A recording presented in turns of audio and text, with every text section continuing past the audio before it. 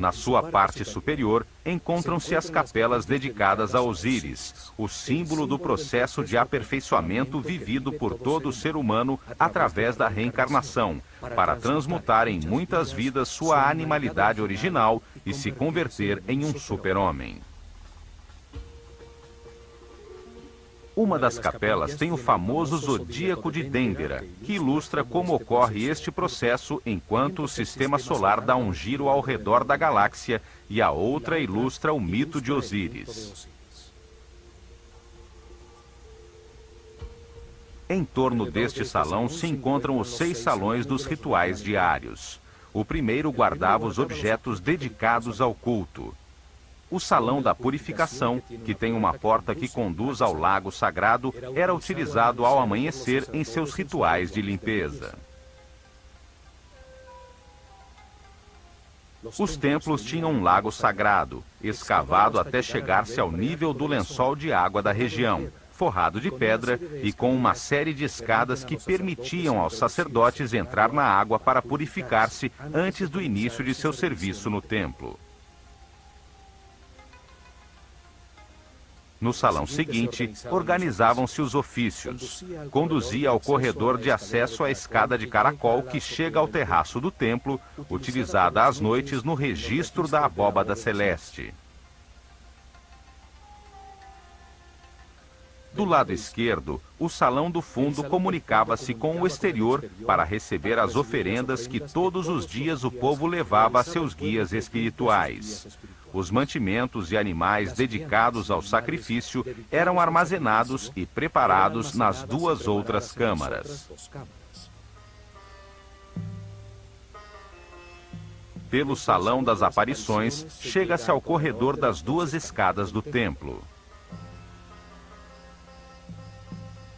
À direita, a escada de caracol simbólica por onde subia a procissão que levava o santuário portátil, a barca de ouro com a imagem de Hathor, até o terraço para aguardar a aparição do sol no solstício de verão.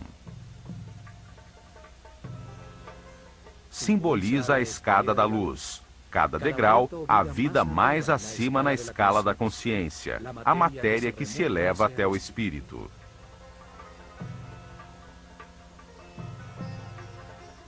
E à esquerda tem-se acesso a uma longa escada reta por onde descia a procissão trazendo o fogo novo. A escada reta simboliza o espírito que baixa novamente à Terra para condensar-se na matéria, com o objetivo de viver experiências que lhe permitam compreender o universo.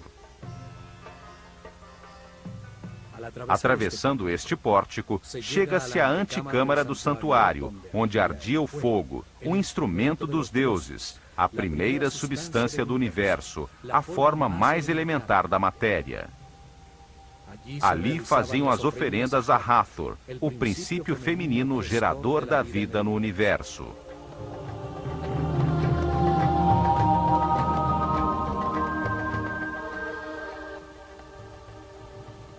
À esquerda deste salão estava a capela onde guardava-se a barca de ouro, o santuário portátil, símbolo do movimento físico do Sol.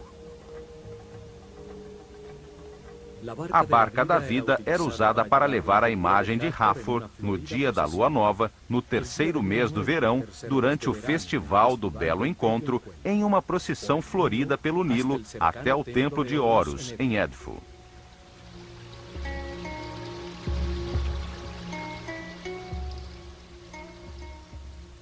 Um espaço aberto, sem teto, também se comunicava com a antecâmara do santuário. Frente a ele estava a chamada Capela Pura.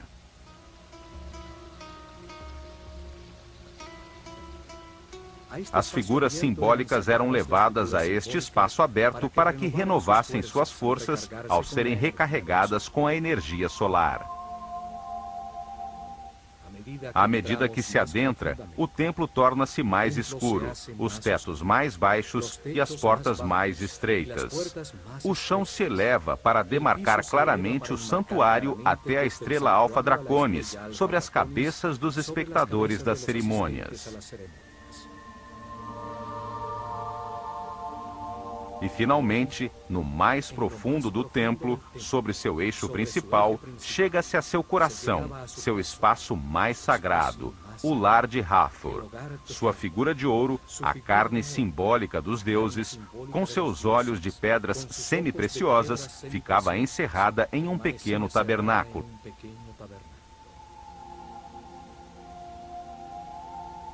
Somente o faraó e os mais altos sacerdotes da escola de mistérios do Olho de Horus podiam entrar aqui após uma intensa cerimônia de purificação com água.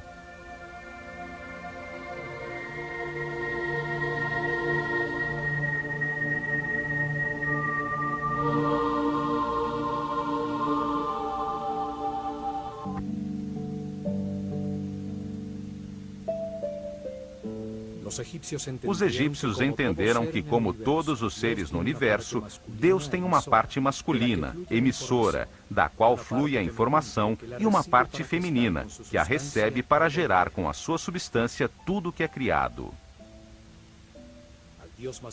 Ao Deus masculino deram 3 nomes. Chamaram-no Atum, quando ainda não havia criado o universo e permanecia não manifesto. Chamaram-no Ptah, quando organizou e criou o universo, as estrelas, os planetas e os reinos naturais. E chamaram-no Amon-Ra, quando sobre toda a criação deu lugar à consciência do homem. De forma similar, também deram 3 nomes à sua parte feminina.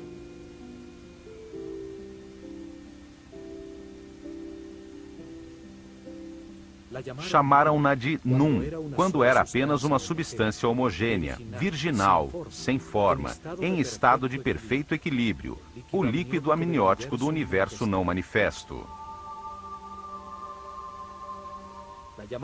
Chamaram-na Sekhmet, quando se polarizou em 2 forças opostas, que a transformaram em uma substância radiante, em fogo, um princípio multiplicador em movimento que gera Nefertum, o universo que reconcilia e harmoniza temporalmente as forças opostas. O fogo produz o movimento, o tempo e o espaço. Sua intensidade, que coagula, produz os estados sucessivos da matéria, o ar, a água, a terra e, por último, a força da vida, representada por Hathor, a substância que gera e multiplica as consciências que experimentam o espaço-tempo. E a chamaram de Mut, quando gerou as 4 forças que impulsionam a consciência evolutiva do homem. As 4 forças são Osíris, Ísis, Set e Neptis. Entendendo Hathor desta forma, ela é a barca da vida, a barca da luz, representa o amor, a grande matriz das consciências do universo, a barca do norte, que contém o princípio de toda a natureza. Aqui em seu tabernáculo, Hathor, a força da vida, recebia as preces dos que queriam prolongá-la ou curá-la.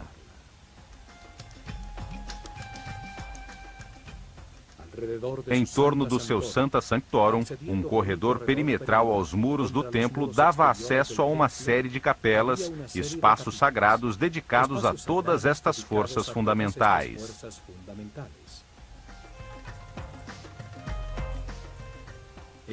Estas capelas eram reconhecidas desde fora pelos desenhos talhados de seus símbolos sagrados no muro exterior do templo e permitiam que o povo que não podia entrar, pois só tinham acesso os sacerdotes e os iniciados, orasse e pedisse ajuda às forças fundamentais do universo.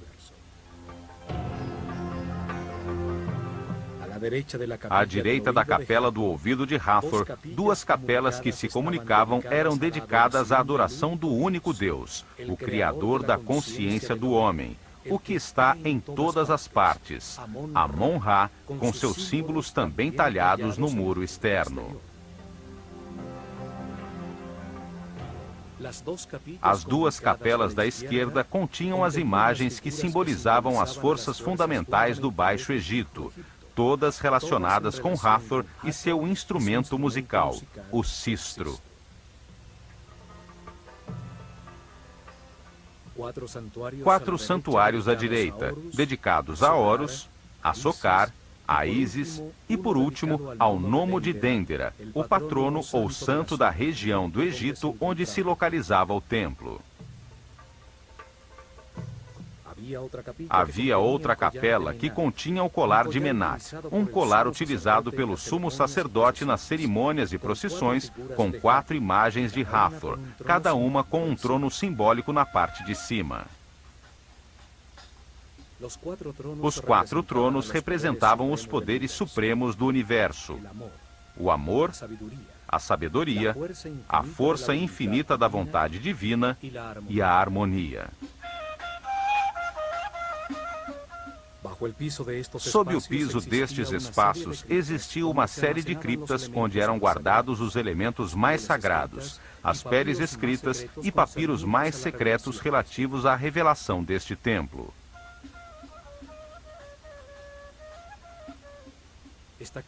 Estas criptas têm uns misteriosos baixos relevos de Horus que sustentam uma espécie de flor com uma serpente em seu interior.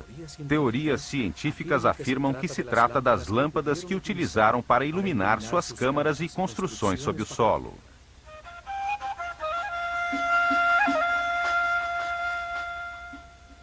Ao subir a escada reta, chega-se ao terraço, o espaço dedicado ao registro da abóbada celeste.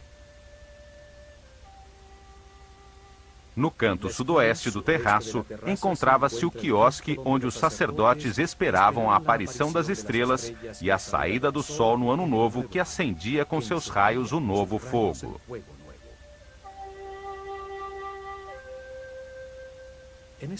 Nesta pequena cobertura do terraço, os sacerdotes se reuniam às noites, dividindo a abóbada celeste em setores chamados nomos, com o objetivo de identificar os movimentos relativos do firmamento e do planeta. Os sacerdotes de Dendera eram chamados de Cabirim, os medidores do céu. Eles registraram a primeira carta celestial, a que marcava as posições relativas dos Mazarotes, os fogos do céu. A astronomia surgiu em Dendera. Astro significa estrela. Astronomia significa logos, ou conhecimento das estrelas. Por este terraço chega-se às 2 capelas dedicadas a Osíris, o princípio divino que simboliza a evolução, através da reencarnação de todos os seres humanos. Nelas é descrita a lenda em que seu irmão Sete, para ficar com seu reino e com sua mulher Ísis, o corta em 14 pedaços e espalha as partes de seu corpo por todo o Egito. As talhas mostram o momento em que Ísis, após reunir seus pedaços, suspensa no ar sobre o falo de Osíris, sob a forma de um falcão fêmea, consegue, em uma comunhão espiritual, engravidar e dar à luz a Horus.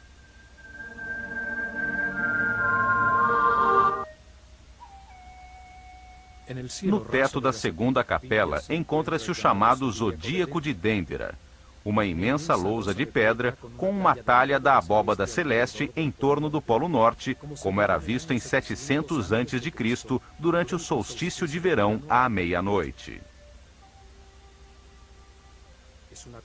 É uma cópia da lousa original que encantou Napoleão ao entender seu profundo significado e que se encontra hoje no Museu do Louvre, em Paris. Em uma capela como esta, neste mesmo lugar e durante milhares de anos, os sacerdotes do Olho de Horus estiveram atualizando periodicamente, sobre um papiro, um mapa dos céus como este. A cada solstício de verão, ano após ano, por milhares de anos, marcavam a posição relativa do sistema solar e da Terra. Os sacerdotes que sobreviveram ao persa Cambyses II talharam na pedra para a posteridade um grafismo que se salvou da destruição, com uma das últimas atualizações do mapa celestial, tal como era visto em 700 a.C., durante o reinado do faraó Taharqa, na 25ª dinastia. A abóbada celeste é sustentada por 8 imagens de Horus ajoelhado e 4 figuras femininas de Ísis. Um círculo de hieroglifos une esta disposição simétrica. Naquele momento, a abóbada celeste estava pintada de azul, ressaltando as imagens simbólicas. As varas sagradas das 4 figuras marcam um ponto perto do centro da abóbada. Saturno, o pai dos planetas, Júpiter, Marte e Osíris, que representa a constelação de Órion, com sua estrela companheira Sírio, personificação de Ísis no céu. Apontam para os seios de Tuaret, a mãe hipopótama com rabo de crocodilo e patas de leão, que preside a abóbada e que representa a constelação que é chamada hoje de Draco, onde brilhava a estrela Alfa Draconis, exatamente sobre o eixo de rotação do planeta. O eixo do templo está orientado 71,5 graus para nordeste, a fim de demarcar em seus pórticos o segmento de céu onde aparecia a estrela polar Alfa Draconis, que na abóbada aparece sobre o seio da hipopótama. A seu lado, encontra-se a constelação do Chacal Vermelho, com a estrela Mizar em sua pata dianteira, a representação egípcia da constelação da Ursa Menor, com a estrela que hoje chamamos de Polaris. Alfa Draconis, sob o seio de Tuaret, está fora do ponto central da abóbada, marcando o desequilíbrio necessário para que exista o movimento elíptico do universo, que fará com que a estrela Polaris, que se encontra no centro da abóbada, se situe sobre o eixo do planeta. A estrela polar, ao redor da qual parece girar a abóbada celeste, era muito importante para os egípcios, pois representava a energia sobre o eixo de rotação do planeta, sobre sua coluna vertebral, que organiza os órgãos de todo ser vivo, desde um inseto a um homem ou um planeta. Além disso, durante o reinado de Senéfro, muito antes da construção da Grande Pirâmide, seus sacerdotes haviam profetizado que quando Alfa Draconis fosse substituída por Polaris, chegaria o fim de sua civilização, como descrito no papiro de Nefer-Rohu. O templo de Hathor estava orientado para registrar as constelações situadas em volta do eixo de rotação da Terra, as 6 constelações circumpolares, cuja energia atinge o planeta há muito mais tempo e de forma mais direta que as constelações zodiacais. Em uma época em que o dia e a noite eram como a vida e a morte, o setor do céu sobre o polo, onde as estrelas eram sempre visíveis, contrastando com as que ascendiam e desapareciam, representavam os poderes da escuridão que a luz nascente do sol fazia desaparecer. A escuridão inicial, a mãe escuridão, o espaço vazio, o caos, eram representados por esta hipopótama vermelha. Ao sair da água, os hipopótamos transpiram um líquido vermelho. A água do Nilo, ao transbordar e invadir a terra, tornava-se vermelha devido ao óxido de ferro. O vermelho simbolizava a fonte materna. A seu lado se veem também as outras constelações circumpolares, como a constelação da Pata, com sua estrela Mesquet, hoje denominada constelação de Cefeus, com sua estrela Alfir, e a constelação de Hércules. A partir da estrela sobre o polo, dividiram o céu à sua volta em 12 setores principais, com 30 graus cada um. As constelações de estrelas que continham os decanos, uma série de 36 estrelas muito brilhantes, pelas quais o sistema solar passa em sua viagem pela galáxia. O sistema solar e o homem, ao atravessar cada um dos 12 setores em que as estrelas foram agrupadas, recebia uma influência energética diferente que impulsionava nos espíritos encarnados, em cada momento, um processo diferente de aperfeiçoamento.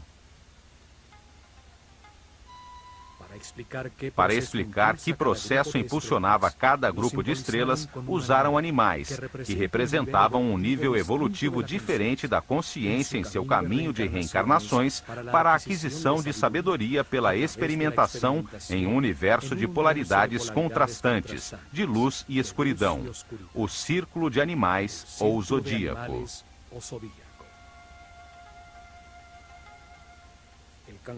O caranguejo de Câncer simboliza o eu sinto, o animal que se retira a seu refúgio de água para digerir o seu alimento espiritual quando a consciência se movimenta de maneira incerta e começa o seu processo evolutivo experimentando os sentidos pela primeira vez. Os gêmeos de Gêmini simbolizam o eu penso, o desejo de aprender e explorar com a dualidade necessária para encontrar a verdade, o conhecimento e a experiência através dos opostos, das experiências contrastantes.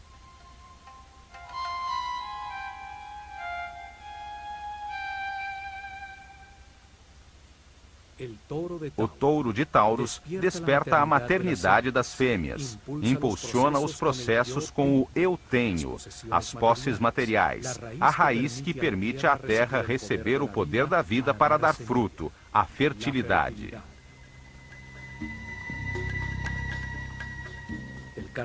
O carneiro de Áries representa a tomada de consciência do seu ser, o eu sou, a força que resiste às dificuldades da vida e converte a rocha em cristal, a matéria que domina a si própria e se torna transparente. É o poder de procriação que põe a vida em movimento, a primavera. Os peixes de Pícis impulsionam os processos com o eu creio, com o sistema de crenças adquiridas. É quando se submerge na inconsciência para buscar a origem de suas palavras e ações. Em Aquário, a consciência irradia os conhecimentos verificados e adquiridos por Gêmini. Leva a água das altas frequências do livre espírito aos mundos mais remotos, simbolizando o eu sei. Capricórnio utiliza esses conhecimentos adquiridos, simbolizando o eu uso, para concentrar a matéria até tornar-se transparente. Na era de Sagitário, o eu vejo, a consciência evolutiva já é um ser que cresceu além de sua natureza animal, o centauro, com sua consciência dirigida ao divino. É o poder espiritual do pensamento, a sabedoria da idade.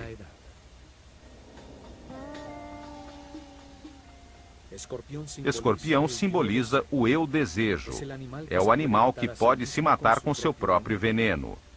Uma era em que se vivem experiências para entender que o universo é perfeito e que se tem tudo o que é necessário para a felicidade. Não há que se desejar nada. A balança de Libra simboliza o eu equilíbrio. Aprende-se a ceder, a ser flexível ante todas as situações da vida para atingir a harmonia. Todas as experiências são medidas. Conserva-se apenas o que for valioso. Virgem simboliza o eu analiso. É quando se colhe a safra, a maternidade do universo e se vivem processos para aprender a não reagir, a pensar antes de falar. E por fim, Leão, o símbolo do eu posso, o rei dos animais, o grande pai do zodíaco, a força do fogo que verificou todas as verdades, experimentando na própria carne os resultados de suas decisões, em milhões de situações ao longo de muitas reencarnações.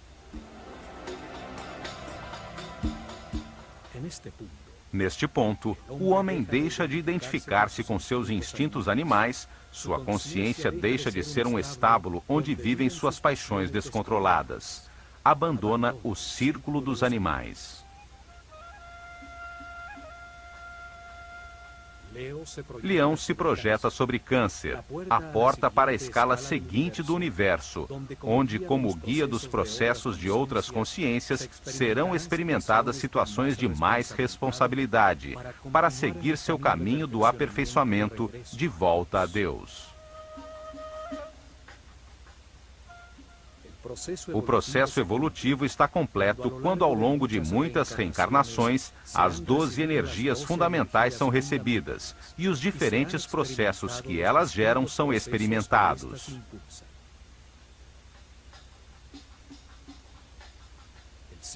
O signo zodiacal sob o qual o homem morre será o signo sob o qual nascerá em sua próxima encarnação. Em cada vida, experimenta diversas personalidades, sob a influência de forças diferentes, à medida em que o Sol avança em seu giro pela abóbada celeste.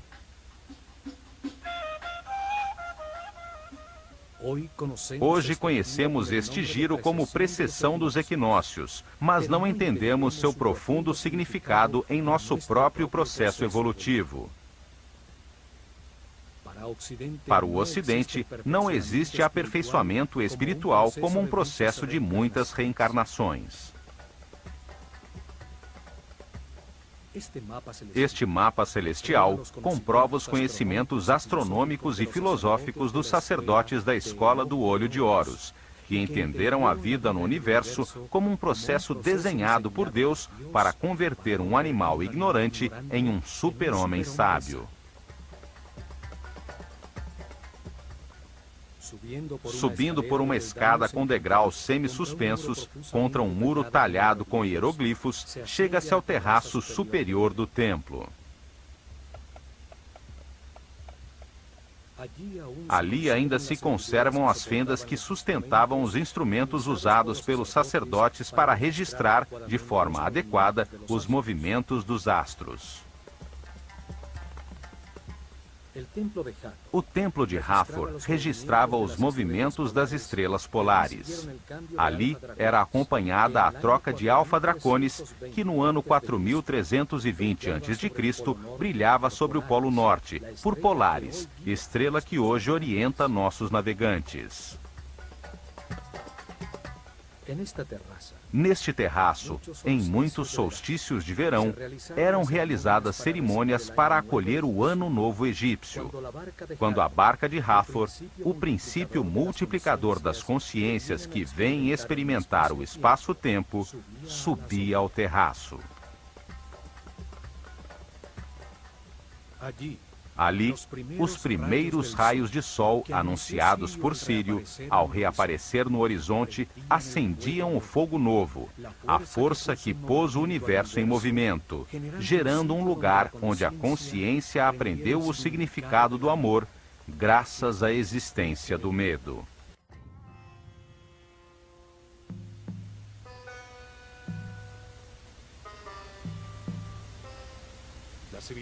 A civilização egípcia, guiada pelos sacerdotes da Escola de Mistérios de O Olho de Horus, se baseava em uma crença fundamental, a de que o homem encarna diversas vezes para viver um processo de aperfeiçoamento que o leva de sua animalidade original à sabedoria e à imortalidade. Esse caminho evolutivo tem 7 fases, 7 níveis determinados pela sabedoria que já acumulou, pela frequência com que vibra e pela quantidade de energia vital que pode processar. A sabedoria alcançada, decorrência das verdades que comprovou em cada vida, permite-lhe passar cada vez mais tempo em um estado de paz interior e, com isso, aumentar aos poucos sua frequência de vibração. De forma gradual, vai aumentando a quantidade de energia vital que pode processar e distribuir em seu sistema nervoso.